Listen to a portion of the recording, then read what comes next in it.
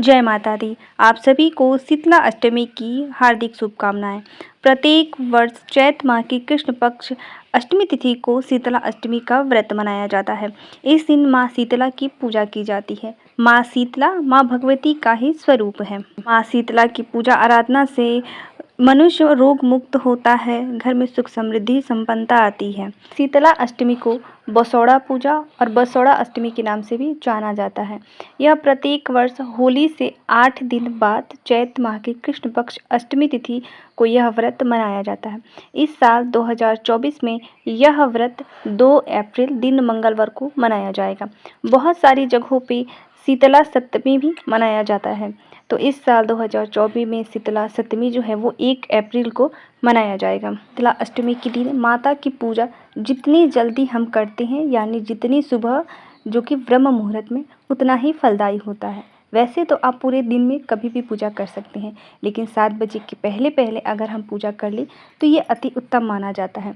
माँ शीतला की पूजा में सबसे विशेष बात यह होती है कि माँ शीतला को बासी भोजन का भोग लगता है। शीतला अष्टमी की तैयारी सप्तमी तिथि से ही शुरू हो जाती है।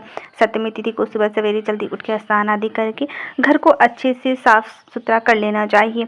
इस दिन घर में गंगा जल अवश्य छिड़कना चाहिए। रसोई घर को अच्छे से साफ करके सप्तमी तिथि की रात्रि में ही हम माँ के लिए भोग बनाते हैं। भोग में बासी रोटी, दही, मीठी पूड़ी, मीठी भात, पुए, गुलगुले और भी तरह तरह के भोजन बनाए जाते हैं। अगर कुछ समझ में ना आता हो तो जो हमारे घर पे भोजन बनता है हम माँ को वही भोग लगा सकते हैं। अष्टमी तिथि को सुबह सवेरे जल्दी उठ के स्नान आदि करके हमें माँ को भोग लगाना चाहिए। इस दिन हमें घर पे झाड़ू भी नहीं लगानी चाहिए। बसोड़ा पूजा यानी बासी ही पूजा, बासी ही घर में हमें बासी पूजा करनी चाहिए। जितना जल्दी हो सके हमें माँ को भोग लगा देनी चाहिए। इस दिन अपने घर में गैस चूल्हा वगैरह हमें नहीं जलाने चाहिए। माँ शीतला की पूजा में नए वस्त्र धारण नहीं करने चाहिए। इसमें बासी वस्त्र यानी पुराने वस्त्र धुले साफ स्वच्छ वस्त्र पहनकर ही हमें माँ शीतला की पूजा करनी चाहिए। माँ शीतला की पूजा में दीपक नहीं जलाने चाहिए। इस दिन माँ शीतला को ठंडी दीपक दिखाई जाती है।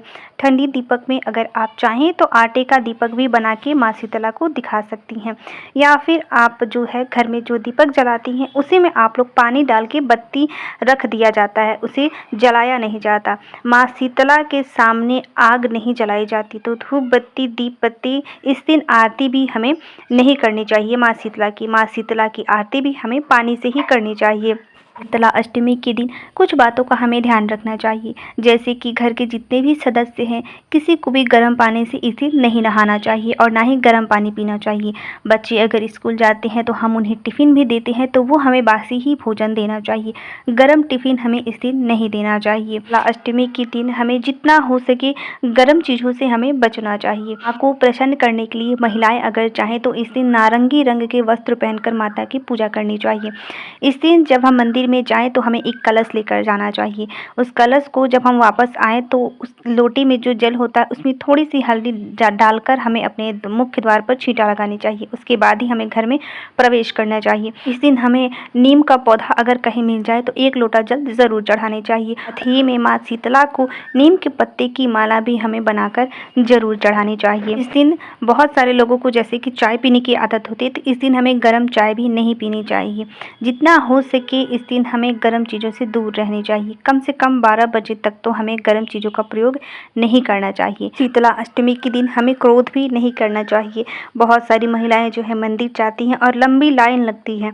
अगर हमें धक्का लग गया या कलश तो वो तुरंत ही गुस्सा हो जाती हैं, लेकिन शीतला माता जितना ठंडी है उससे कहीं ज़्यादा हमें ठंडक रखनी चाहिए। बस पूजा में ही नहीं, बासी भोजन से ही नहीं, हमें अपने पूरे मन को ठंडा रखना चाहिए। इस दिन पे हमें अगर हम ज़्यादा क्रोध करते हैं तो इससे माता जो हैं वो हमसे अप्रसन्न होती हैं। तो आप लोग कोशिश करें कि इस दिन क्रोध ना करें, घर में चिल्ला चिल्ली ना करें, बच्चों पर गुस्सा ना करें, उनको मारें ना।